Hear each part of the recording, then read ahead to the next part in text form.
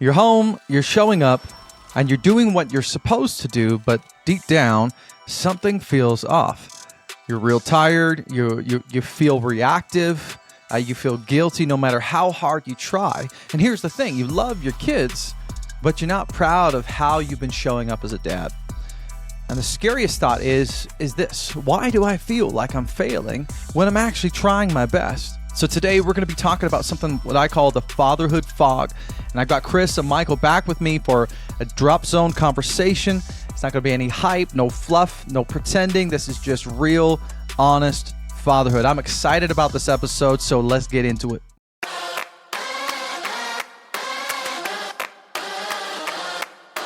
Welcome to the Dad Nation podcast, the place where high-performing men are empowered to reclaim their home, their health, and their happiness while enhancing their career success. You see, in a world full of noise, burnout, and mediocrity, we believe what's missing is courageous and compassionate leadership in the home, because when the dad gets better, the whole family wins. You see, this isn't just a podcast.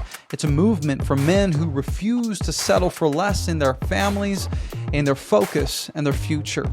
We are curse breakers and we are legacy makers. I am your host, Mitchell Osmond, and I'm honored that you've chosen to invest your most valuable asset, which is your time, with me today. Now let's get into it. All right, guys, so listen. I want to frame this episode very clear from the get-go, from the jump, all right? This isn't about bad dads, all right, deadbeats. This is about good men who are just feeling a little bit overwhelmed, men who are providing, men who are present physically, men who care deeply, but still feel a little disconnected. They feel foggy, they feel distant slightly, and they feel like deep down they're maybe falling short. Now, before we define anything, I want to start with some real experience. So let's start this episode off with just a couple questions. So, Chris, when you hear the phrase fatherhood fog, right, what moment in your life kind of comes to mind in your journey as a father? It probably take a while for me to pinpoint one that's got all the details and checks all the boxes. I can think of several because I feel like I've been in that state for several times throughout my fatherhood. And I think, for me, like I tried to get a lot of clarity last year, and I realized that I was just caught up in too many things. I was trying to do too many things. My focus and my attention was not on the things where it needed to be, like my family and my kids, which should have been, one of my top priorities. I was focusing on other things. And then because I was doing too many other things, it was creating this mindset and this space in my head where it was just becoming difficult to give full attention to everything. So, just for me last year, it was just coming to a point where I had to step back, clear my mind, clear a lot of that noise, and then start focusing on that stuff to eliminate that fog. Focus on the right things. All right. Thank you, Chris. That makes a lot of sense, man. Michael, let's turn it over to you, brother. When did you realize that something was off, even though you were doing the right things?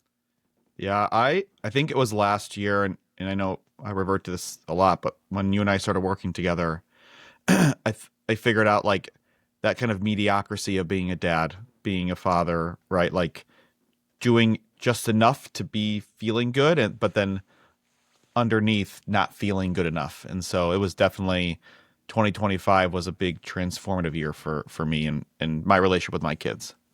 Were there ever points where you felt like numb or withdrawn or irritable, things like that? Super irritable. Mine was irritable for sure. And I think that obviously reverts to a longer story about taking care of yourself first. And I know that was one of our episodes we chatted about. But for sure, mine was very, very irritable. Mm-hmm. Did you ever find that you, even on good days, like back then, even on the good days, you kind of still felt like you weren't good enough? Yeah. And I think that's that self gut feeling of you're trying to put on a show maybe for others, right? Like you're a great dad and you're doing it, but deep down that like you're not doing enough. And so I think that like guilt inside pushes you to be more irritable, even being there. And I think even from the start, I felt like I've been more involved in my kid's life than obviously my dad wasn't mine, and some of the people around me. But again, I think I go back to like mediocrity thing of like just doing enough, but not making it intentional. Mm-hmm. Yeah. And I think the crazy thing is when you're stuck in this fog, if you will, you also stop kind of, well, I mean, at least I stopped taking care of myself, you know, and I started to focus on everyone else. And then I wondered why everything else in my own personal life, like, was falling apart.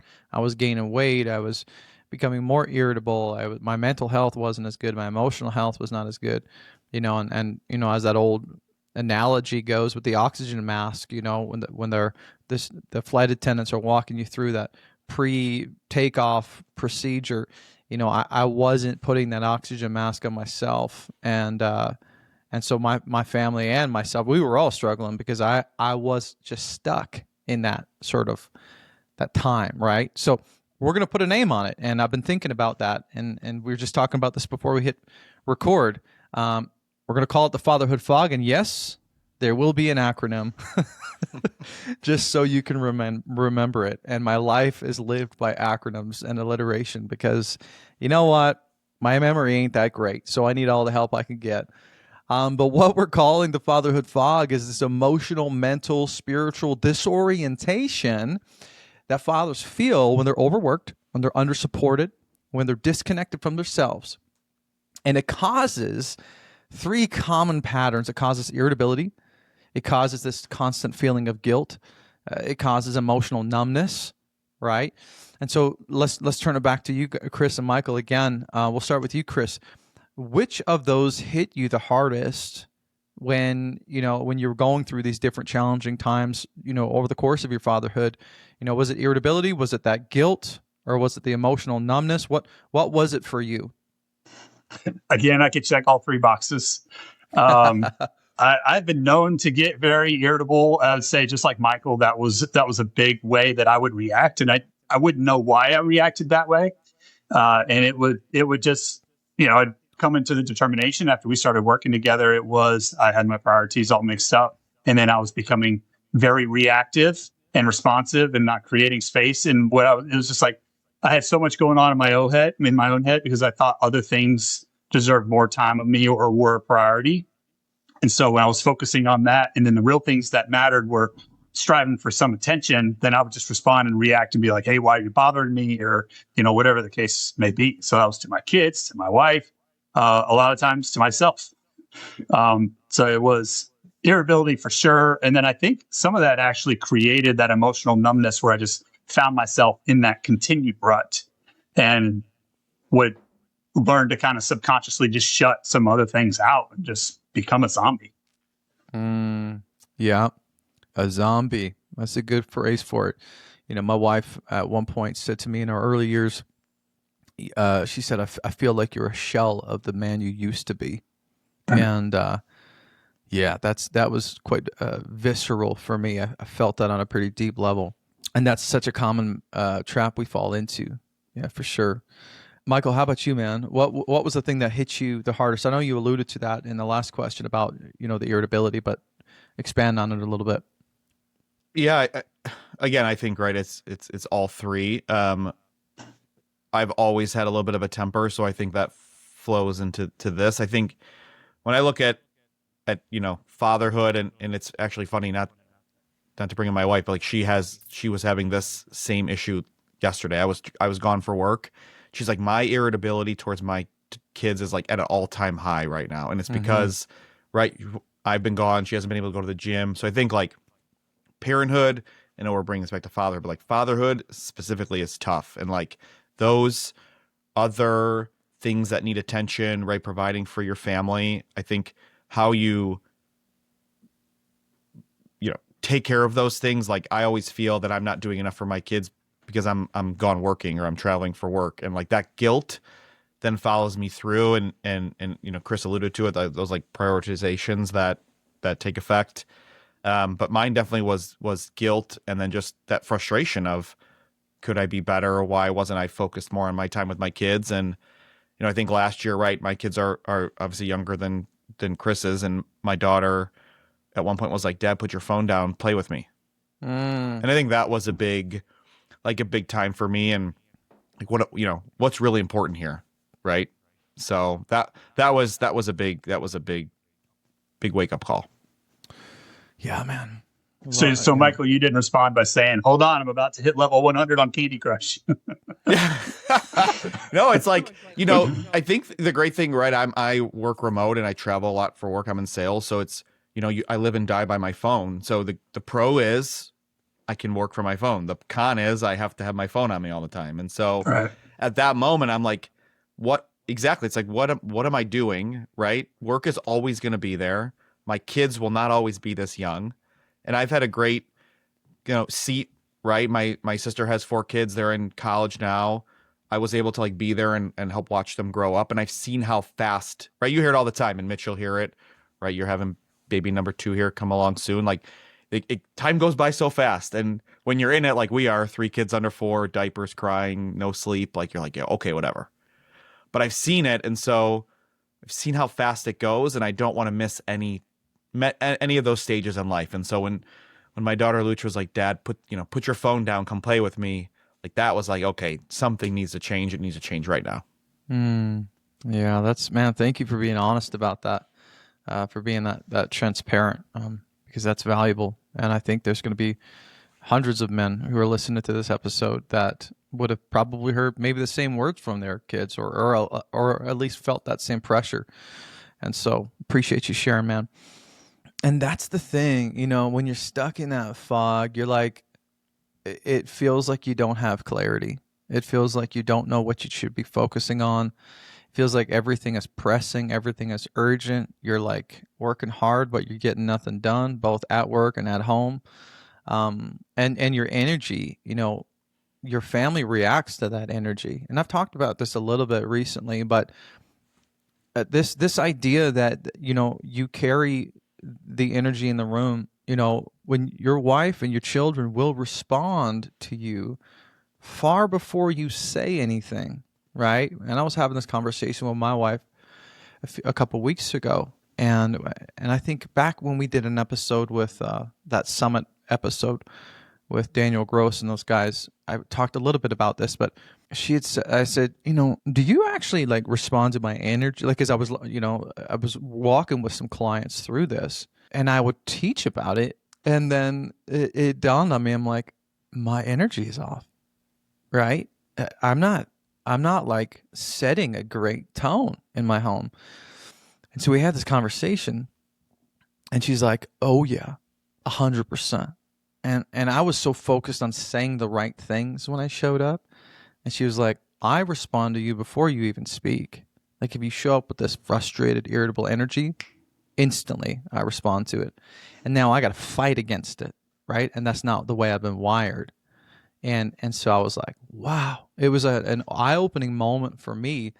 Even after doing this for so long and coaching and podcasting and all this stuff, there's still these things that I'm applying to my life. I'm like, oh, wow. Like, it's so much bigger than words. It's so much. It's you have to have clarity on how you're showing up, and that's why I love this, what we're talking about, because this framework really helped me, and I've seen it help so many other clients.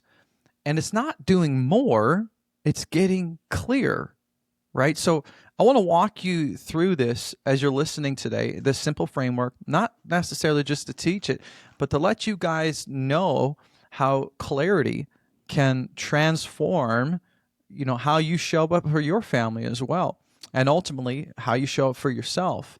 So, FOGS. It's actually, the acronym is FOGS, F-O-G-S. All right. F starts with face it, right? So the first step in this process is facing what you are avoiding. All right.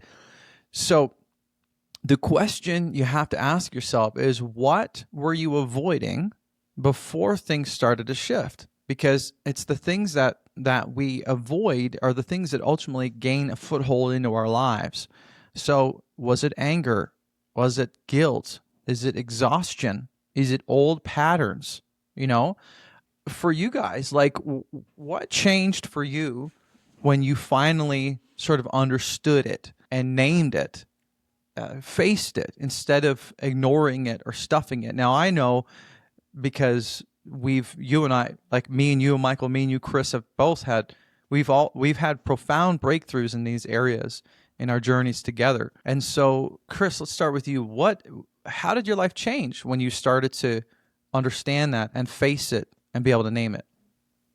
Well, I was able to identify for myself just like what, a big contributor to the fog was, and just allowing myself to get in my own head and put myself in this state where, I just wasn't the right person to my family. And we were talking earlier about the energy in the room. Like I would even walk the wrong way.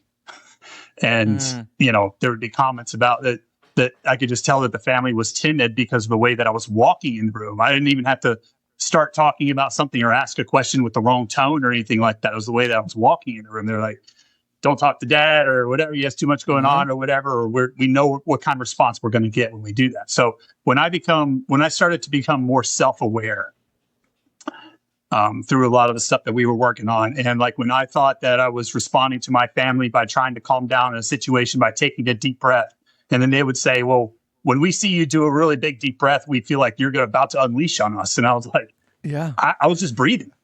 They're bracing even more. Yeah. So they're responding in a negative way. And I think that I'm, trying to be calm. And I had to start thinking about how they were seeing that and observing that. And so when I was becoming more conscious about that, then I just tried to quiet my entire position down when I started to interact with the family, and just take a second and say, all right, this sounds silly, but I'm about to walk into the room where my family is. Let's check these boxes so I'm received the way that I should be received as a father figure, versus here comes dad again. Yeah. No, that makes total sense. Just before we go to you, Michael, it's funny you talk about walking, because my wife calls it rushy Mitch. I walk into the room and I'm rushing around. I'm throwing stuff in the kit. I'm like, trying to make a protein shake. I'm doing everything all at the same time.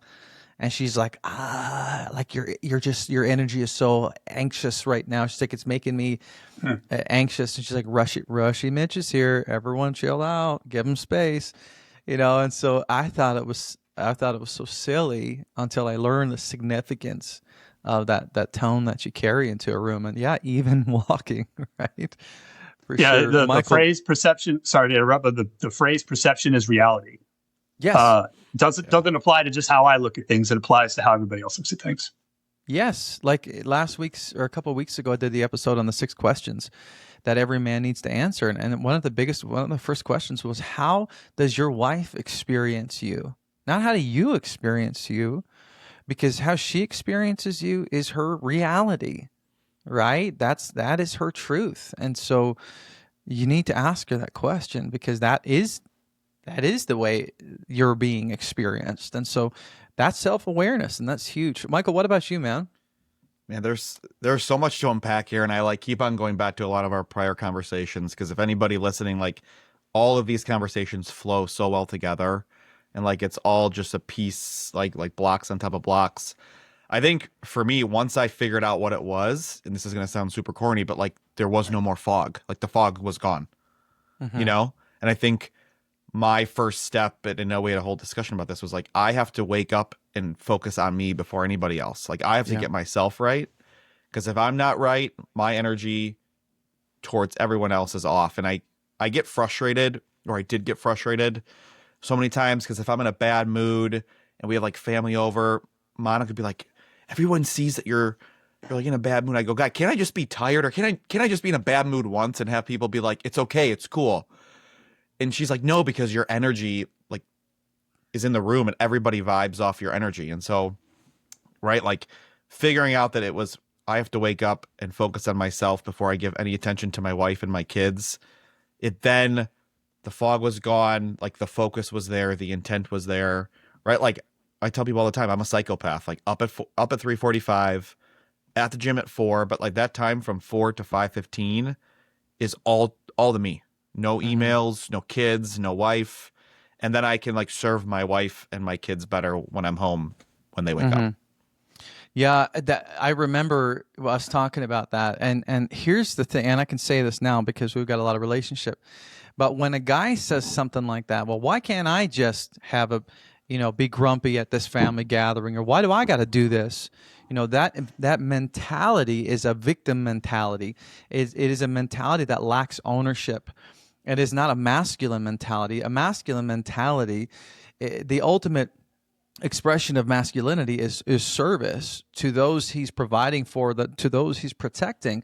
And so, but here's the thing, when you're not pouring into yourself and you have no overflow to draw from, you're trying to pour out of an empty bucket. Yeah, you begin to say things like that.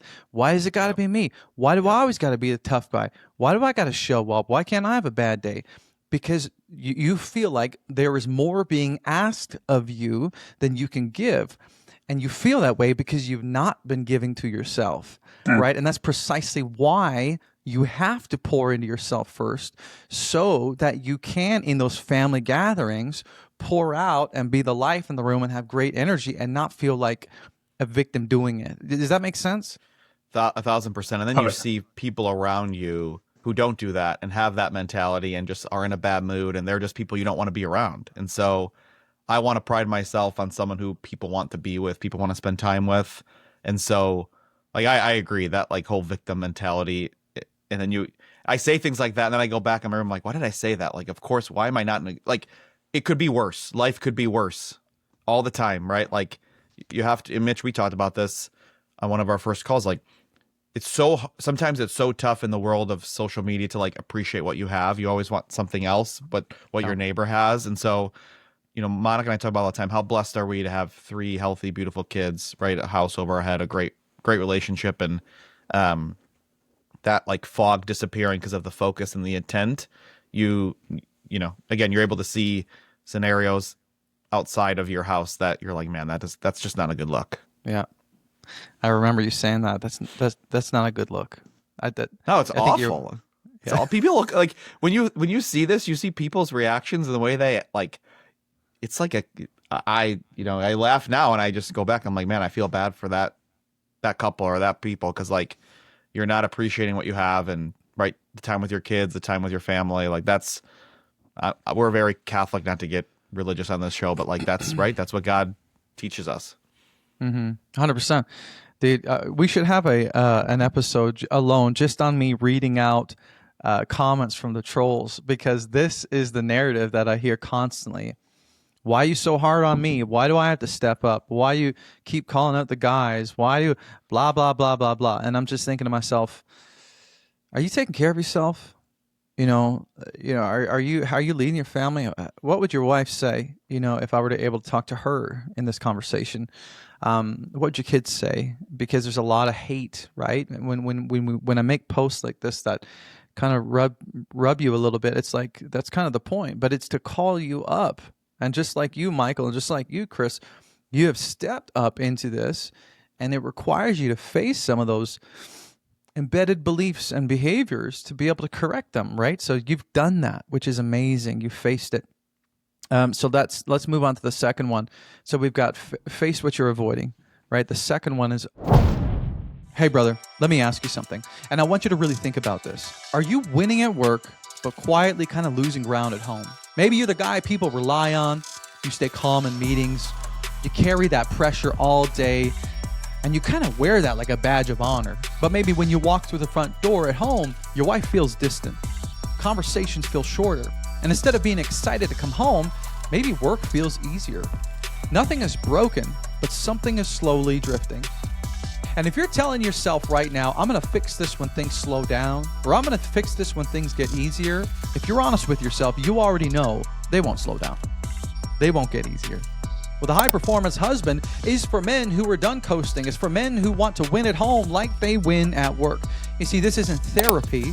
It's not about fixing your wife. It's not for men who want quick hacks. It's for men who want to be calm under pressure, strong in their body, clear in their thinking, and to become the man that your wife and kids look up to with pride. So if you're listening to this and you know that what got you here won't get you where you want to go, I want you to go to dadnationco.com/accelerator, or click the link in the show notes below And then you can apply to join this accelerator and join myself and many other like-minded men who are leveling up in their home, in their health, and their happiness. They're winning all year long. It's a 12-month mentorship. It's going to change your life. All right, now let's jump back into the episode. Let's move on to the second one. So we've got face what you're avoiding, right? The second one is open the channel, okay? Here's the thing. A lot of dads think that connection requires hours, right? With your wife, with your kids, whatever. But in reality, it's often it's 10 intentional minutes, right? It's quality over quantity. My wife she says all the time, she's like, I don't need you for 3 hours. Just give me like 20 minutes of like you, not the scrolling you, not the rushy you. Yeah, yep, right? Yep. So, that's the thing, right? Undistracted time with your kids. And just for time's sake, we've got to move on. But I would say, if you're listening to this today, understand that it's not as much time as what you think. But it is prioritizing that quality time to truly be present with them. That's going to help reveal the true importance of what you're doing all this for. So you've faced it. You've opened the channel, right? You've started that communication. The third one is get present. Now, presence is all about awareness, right? You can't necessarily force it. It's not like we're not talking about willpower. We're talking about awareness, right? So even when I say that, I'm talking about learning how to breathe, right? Instead of these shallow breaths. Chris is smirking. I feel like I'm getting shot at here. We talk about that so much because breathing is the most practical way to regulate your nervous system and to get you out of that fight or flight mode, to correct that energy that we talked about. So you breathe, you notice what's going on around you, you ground yourself, right? You know what? Now that y'all are laughing, let's talk about it. So I was, you felt like shots were fired, but now I'm about to throw you under the bus, bro. Chris, talk to me a little bit about the time, like what helped you, because this was a big thing for you. I remember us having a very eye-opening conversation about work and your kids being a distraction and them coming in and all those different things. And so what was the thing that helped you slow down enough to actually be present with them? Well, first of all, I don't think it was one conversation. I think it was probably 3/4 of the time that we spent together. For me, I had a realization one time where my son had come into my office. So I got sliding doors here. So he opened up the doors just to ask me a question. It was just like in a freak moment where I was in the middle of something or whatever. And I just felt like he was interrupting me. And after I responded to him in a, not the best way, he said, we said our piece, or he said what he needed to say, asked the question, whatever, and left. I just stood there and I was just like, I'm an a-hole for responding that way. And there's going to be a day where he moves out of my house and gets married, hopefully. And we're not going to have this interaction. And I'm going to be wishing I had this interaction. And he's going to, on the other side of it, perception is reality. He received that as every time I go into my dad's office, that's how he responds to me. And so I had to change that. I had to change that image that both of my kids and my wife had in their mind of how I would respond, how I would react. And a lot of it just I wasn't being present in the moment. I wasn't thinking about, hey, I'm not going to have many of these opportunities. My kids are 16 and 14, or almost 14. I don't have many of these moments left. So when I became a lot more self-aware about that, I was like, I got to do something because I don't want to be remembered for this. I don't want to be remembered for this. Yeah. That was another question. I swear I'm not plugging the episode from a couple of weeks ago, but that was another question. It's like, how will your kids remember your voice? Will it be a voice of pressure, right? Or will it be a voice of safety? That's so good. Brendan Burchard talks a lot. He's got a book called The Motivation Manifesto, and he talks about this idea of slowing down time and letting it swirl around you versus rushing through time. And he talks about how to slow down time and to truly be present with those that matter the most. And I won't get into it now for the sake of time, but he talks about how to heighten your senses Because when life is passing you too fast, it's because we're not fully present, right? So slowing down time by consciously paying attention to your senses, what you see, what you hear, and what you feel in those exact moments. He talks about minimizing distractions, because that's how we lose time, being distracted by things like our phones, video games, movies, whatever, and getting caught up in our mind. Heightening our emotions, our feelings. So avoiding this numbing of ourselves and just checking out, because that's something else that prevents us from being present. And so, anyways, check out that book if you want to learn more about that. The Motivation Manifesto, fantastic book. Okay, so that was G, get present. Okay, now I want to talk about perhaps the most important one, which is S. Surprise, surprise. Spoiler alert, but it stands for speak identity. Okay. Now, why is it so important to speak identity into your kids? Here's the thing. Every child is constantly asking this question. Who am I in your eyes? Am I good enough? Am I worthy? Right? And if we don't answer this question for our children intentionally, the world will answer it for them.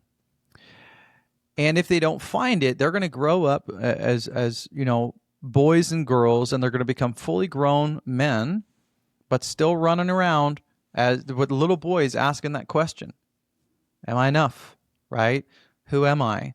And your little girls who grow up into grown women will still be going around asking that question and looking for worth in all the wrong places. So it's so important that we speak identity into them. And this is something that draws us into the present moment. You cannot speak identity into your children while being distracted. I promise you, it's impossible, okay? And this is a very practical way to draw close to them and also help that fog lift, as we've been talking about, right? We often think, and this is critical for dads, because we often think that our kids need correction, they need instruction, and they need direction, which is true. They do need that. But before any of that lands, they need to understand their identity, because identity answers 3 core needs in a child, okay? It answers these 3 needs. Am I seen? Am I safe? Do I matter? And if you speak identity in your children, they will feel seen, they will feel safe, and they will feel like they matter. And they won't feel the need to look for their value and their worth in the world or anywhere else. Because I promise you, that answer that the world gives them will not be one that you approve of, right? And so it's up to us to replace that narrative. And when these needs aren't met emotionally and they're not met consistently, kids act out. Kids withdraw, or they perform for approval. That's the story of my life. These questions weren't answered for me, and I've been overperforming and compensating for the vast majority of my life because I didn't understand this concept. I was looking for my worth in all the wrong places. But when their identity is spoken into regularly, something shifts internally and relationally. Now you might be asking, what is that? What does it look like to speak identity? Because if you're old school and you came from an old school upbringing, even that sounds a little intimidating, that language, right? So let me clarify something for you. It's not hype. You're not hyping them up. You're not just giving them flattery. This isn't participation trophy parenting, right? This is speaking identity. This is calling out who your child is becoming, not just what they did. That's a big distinction. Call out who they're becoming, not just what they did. So it's not things like good job, nice work, you're smart. That's rewarding them or calling out what they did. Good job on that thing, whatever. But it's more specific. It's more related to who they are, who they're becoming. So it could be, hey, I noticed how patient you were. That tells me that you're becoming someone who cares about others, right? That's deeper. Right? Or something like, I'm so proud of you for trying, even when it was hard. That takes courage. Whether they win the game or don't, whether they get a great grade or not, I'm so proud of you for trying your best. You're a hard worker. You're speaking to their identity. You have a kind heart, and I saw it today, the way you handled that with your friends. This could be one sentence, but it's very specific, and it's got to be true. All right? Like I said, it can't be flattery. And it has to be anchored in their character. Does that make sense? So here's the process, very simple. The simplest way to do this, You don't have to have a script, right? Just number one, observe. Pay attention during the day. What are they doing? Look for their effort, not their perfection, not the results. Look for the character, not the outcomes. So observe. Number two, name the trait. What is it? Is it courage? Is it kindness? Is it perseverance? Is it leadership? Is it honesty? Is it strength? These are the traits and many more that you want to call out in your children's identity. And then the third step is, okay, after you've observed it, after you've named it, now you speak it out to them, right? End the day with the sentence, because you want to plant seeds in their subconscious mind before they go to sleep. End the day with something like, hey, I'm proud of you because blank. I noticed something about you today. This is what it was. Here's what I see in you. And I love this. This is a little cheesy, but it's literally I see in N, you, like the letters. Call them I see in you conversations. But it's literally like calling out, here's what I see in you. Here's who I see that you're becoming. And that is powerful. And it can take 10 seconds once a day.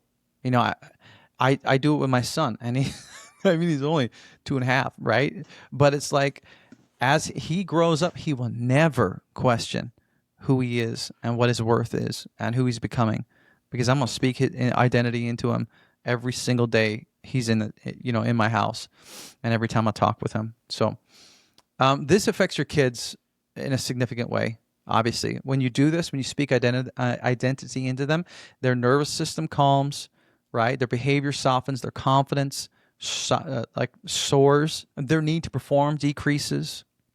But here's the great thing. It also affects you as a father, coming back to this lift in the fog idea, right? This is the part that most dads don't necessarily expect.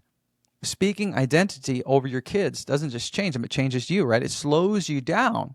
It pulls you out of reactivity. Like I said, you can't be distracted and not present while you're observing your children and looking for things to call out in them. So it forces you to look for what's right instead of what's wrong. And it shifts you from being an enforcer to a leader. It shifts you from being a critic to a coach, from being reactive to intentional. And something else happens. Hey, can I ask you something real quick?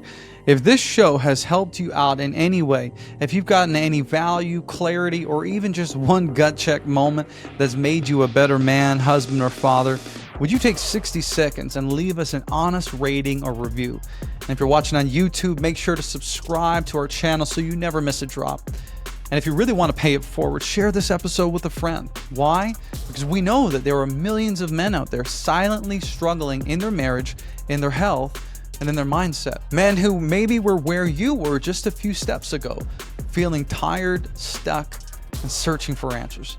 Finding this podcast might be the thing that changes everything for them. So thank you for being part of this movement and for helping more men become the husbands and fathers their families so desperately need.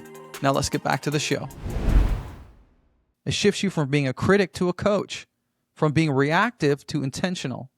And something else happens. You start seeing yourself differently too. You stop asking, why am I failing? And you start realizing, I'm becoming the kind of father my kids can trust. So confidence builds in you as well, right? So, Michael, I got a feeling you got something to say about that. Yeah. I do a lot of research now on being a dad, and right, my kids are in that like 0 to 3 mark, 3 to 4. And so a lot of what I heard is like the first 10 minutes of the day, the last 10 minutes of the day, and like that 10 minutes when they come home from school is like that's like the key time. And so I always tell my daughter, obviously my newborn can't talk yet. My 2-year-old is a little bit delayed, but my daughter, my favorite time with her is that like snuggle time in the morning on the couch, and then that like relaxing time right before bed. And I've really instituted, right, like telling her like, I'm proud to be your dad. I'm proud of who you are. And right, a lot of times, again, I'm lucky if I'm not traveling, I get to drop her off at school in the morning, and I remind her like, hey, use your manners, be great, be a good girl today. And I think like instituting more of those like open-ended questions to start to have conversations with them. I think they understand, like, I want to hear about her day. We want to have a conversation, and just reminding her how important she is. It's really like built our relationship to where like her and I are like thick as thieves, and it's been great. It's been great for our relationship. So that's like been our focus for sure, especially mine as a dad. because Yeah. life's chaos. Like our days are chaos. From 6 o'clock in the morning till 7:30 at night, it's chaos. And so calming that chaos down, spending a little bit of that individual time with each kid to show them like they're, you're focused on them. We've really instituted that on a daily basis. It's been so great for our relationship.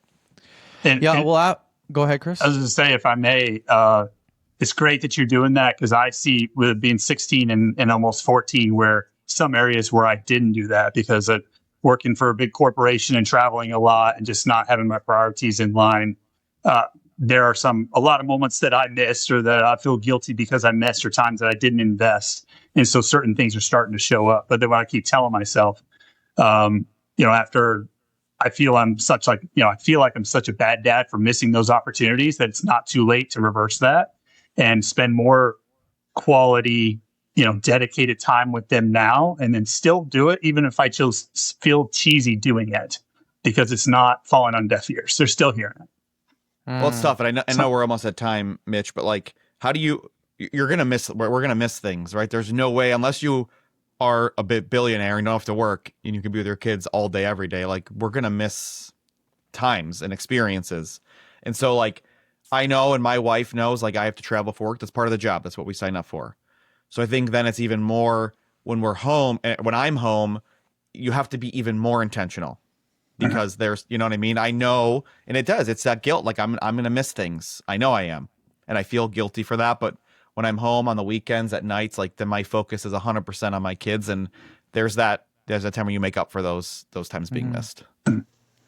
Yeah, 100%. And I know you guys both would have heard me say this in our sessions at one point or another, but I'll say this often. When you feel guilty, you get caught in that trap. Well, that's going to suck you back into where we're trying to get out of. And so, to which I usually say, you will never have more time than what you have right now. And so, that Chinese proverb, I say this all the time, but it's just, it changed my life when I really thought about it. But the best time to plant an oak tree was 20 years ago. The second best time is today, right? So you'll never have more time than what you have right now. So it's never too late to turn the ship. And so be encouraged, brother, as you're listening. It's never too late. I know guys grown men, and their dads are 70, 80 years old, and they're still waiting for their dad to show up, and to tell them he loves them, kind of thing. And so, especially boys, man, your boys' hearts will never stop longing for the affirmation of the father. It is what it is. It's in our DNA, right? So, listen, I want to challenge you, if you're listening today, and also you, Chris, and Michael as well, and myself. I'll challenge myself too, for the next 5 nights. And I love what you said, Michael, because this idea of the end and the beginning of the day, and usually the way I say it is like, lead the first 10 and the last 10. Right? Lead the first 10 minutes of the day and the last 10 minutes of the day. Be very intentional with those. What are the first things they're experiencing when they get up? What are you speaking into them? How are you showing up for them? And the last 10 especially. So for the next 5 nights, right, I want you to think about this. Spend 10 undistracted minutes with your children. No phone, no fixing things, not being critical, no agenda, just end it with a couple sentences of speaking life, speaking into their identity, who they're becoming. Absolutely. All right. Listen, final words as we wrap this up. Michael, here's what I would love for us to think about. If there's a dad listening and he's feeling like he's failing, what would you say to him? You're not failing. Because you're not. You're a dad, you're showing up for your kids. But the only person who can change your feeling is you. So, if you're not feeling there, work at it. Get better. We all need to call ourselves out at some point. And you mentioned earlier, guys don't like to get called out. So, you don't like it, you're the only one who can fix it. You don't like it, you can do something about it. That's the great thing. Yep. How about you, Chris? What would you say to anybody who's listening today who might need that piece of encouragement? Point blank, I'd say, if you're giving 110% of your effort, give yourself grace. Make sure you check yourself from time to time and where your priorities are. Then you know that you're doing more than several other fathers that are out there. So just always reset, be the calmest heartbeat in the room, give yourself the opportunity to think clearly and reset when you know you need it. And you'll be all right. Yeah. It's so good. And I would add this, the fact that you are listening to this episode, the fact that you're listening to this podcast tells me that your heart as a father is to love your children and love your wife more deeply, more powerfully. And so you already took a great step by joining us today. So be encouraged in that, brother. So as we wrap this up, just an encouragement to you, if this episode felt familiar, as if things I was talking about were really resonating with you, as if I had a camera in your house, and you feel like that you've been living in a fog for weeks, for months, for years, you're not broken, right? You're not weak, and you're definitely not alone, right? So if you want clarity, if you want confidence, if you want support, if you want to join other men in this journey, book a complimentary strategy call with myself. I've got a program that I just launched January. I think at the time this episode airs, it'll be in February. It's called the High Performance Husband Accelerator, and this is exactly the kind of stuff that we talk about and that you'll learn about. And as you know, Mike and Chris are learning and have learned, it's transformational in your life. So they're living proof of the power of taking action. And like Michael said, only you can do that. Your wife can't do it for you. Your kids can't do it for you. This is how we get out of that fog and we get that clarity together. So, Chris, Michael, thank you so much for joining me for another episode of the Dad Nation Drop Zone. And thank you who are listening, brother, wherever you are. I was talking to someone from Zimbabwe on Instagram, and he said he listens. So if you're in Zimbabwe, Papua New Guinea, I think, is another area. Like, hey, man, I'm glad you're here. This is amazing. Yeah, that's awesome. Yeah, right. So here are two things that you can do today. Follow up with my challenge to you. Follow up with me. Let me know how it's going, right? Let me know how it went for you and how you implemented, what that looked like. Second thing you can do is share this episode with another father who you know would love it. Okay, this is how we break cycles. We restore marriages and families forever, my friend. Thank you so much for joining us today on the Dad Nation podcast. We'll see you next week. Thank you for tuning into the Dad Nation podcast today. Listen, if today's conversation challenged you, if it encouraged you or helped you level up in any area of your life, would you do me a favor? Take 60 seconds to rate and review the show on whatever platform you're listening on. This helps us reach more men who need to hear this message. And if you haven't already done so, subscribe to the Dad Nation YouTube channel, where you're going to find full episodes, clips, and exclusive content designed to help you win at home just like you do at work. All right, remember, your family does not need perfection. They need your presence. Your leadership matters. So keep showing up, keep leveling up, and never forget, when the dad gets better, the whole family wins. We'll see you next time.